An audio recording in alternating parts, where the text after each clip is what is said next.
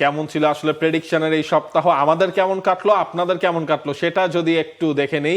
এবারের এই সপ্তাহের যে প্রেডিকশন পয়েন্ট টেবিল, সেখানে সবচেয়ে বেশি পয়েন্ট পেয়েছে শরীফুল হক, খুবই সেফ সাইডে তিনি খেলেছেন, 10টা পয়েন্ট তিনি পেয়েছেন, সবচেয়ে কম মাইনাসও তিনি খেয়েছেন। না আপনি সবচেয়ে বেশি পয়েন্ট পেয়েছেন, মানে দিন শেষে আর কি ধরেন হচ্ছে গিয়ে আপনি এই রাউন্ডের গেইনার, আপনি এই ফার্স্ট লেগের 8 পয়েন্ট আপনার।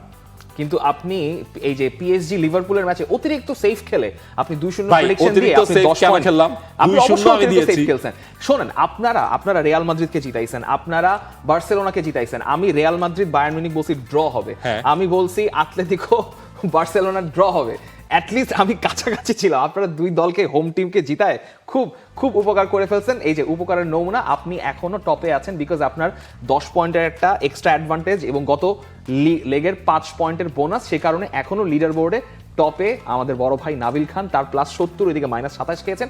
রিফাত মাসুদও -27 খেয়েছেন, কিন্তু তিনি 38 পয়েন্টের একটা হেফটি পয়েন্ট নিয়ে তিনি সেকেন্ড পজিশনে আছেন। আমার পজিশনে একটু উত্তরণ হয়েছে, কিন্তু Tausif, I feel you man, আপনি আপনার দলকে ড্র করিয়েছেন। ওই একটা রেজাল্ট যদি আপনি আপনার দলকে জিতাইতেন, যদি আর্সেনালকে জিতাইতেন, তাহলে আপনি মাইনাসটা খাইতেন না। উনি -11 খেয়ে মানে তার ইন টোটাল গ্রোস হচ্ছে -6 ছিল আগে, তাই তার পয়েন্ট 33 থেকে কমে হয়েছে -27। আর সেকেন্ড লেগটা তো বাকি আছে, সেকেন্ড লেগের পর দেখা যাক এই রাউন্ডের আসলে বোনাসটা কে পায়, এটাও আসলে দেখতে হবে। আপনারাও জানাতে পারেন আপনাদের প্রেডিকশন গেমের আসলে কি অবস্থা। এই মুহূর্তে আমরা টেলিভিশন প্ল্যাটফর্ম থেকে বিদায় আমরা নেব, আমরা কথা বলবো বাংলাদেশ ফুটবল লিগ নিয়েও। তবে এর আগে চ্যাম্পিয়ন্স লিগের এই যে সবশেষ এই রাউন্ডটা যে হলো 2 দিনের রাউন্ড, আমরা গতকালকে একটা এক্সট্রা শো ছিল, সেইখানে আমরা মোটামুটি আগের রাতের 2 ম্যাচ নিয়ে কথা বলেছি। কোন ম্যাচটার রেজাল্টে সবচেয়ে বেশি অবাক হয়েছেন? কোন ম্যাচের রেজাল্টে? এই 4টা ম্যাচের মধ্যে একটা অবাক হয়নি, একটাতে অবাক হয়নি। মানে না, যদি বলেন যে বার্সেলোনা আতলেতিকোর ম্যাচটা আপনি কখনোই এক্সপেক্ট করবেন না যে 20 বছর যে ঘটনা ঘটে নাই, বার্সেলোনা আতলেতিকো বার্সেলোনা ঘরের মাঠে এসে হারাই দিয়ে আসবে। আপনি ড্র এক্সপেক্ট করতেই পারেন যে একটা ম্যাচে ড্র হতে পারে, অথবা বার্সেলোনা জিতলে ওইটাই স্বাভাবিক হওয়ার কথা ছিল, কারণ এই আতলেতিকো ঘরের মাঠে হারিয়ে এসছে।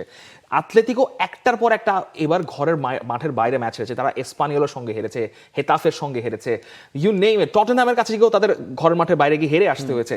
সো এইখানে যে যখন বার্সেলোনা তাদের ঘরের মাঠে আতলেতিকো ফেস করছে, সেটা যে যদি বার্সেলোনা হেরে যায়, দ্যাট ইজ মানে surprising, very much surprising. Exactly. এবং বার্সেলোনার হার, রিয়াল মাদ্রিদের হার, সেকেন্ড লেগে আসলে কোন দল কামব্যাক কিভাবে করবে, এটাই আসলে দেখার। আর লিভারপুল তো একটা ম্যাজিক্যাল নাইটের অপেক্ষাই করবে অ্যানফিল্ডে।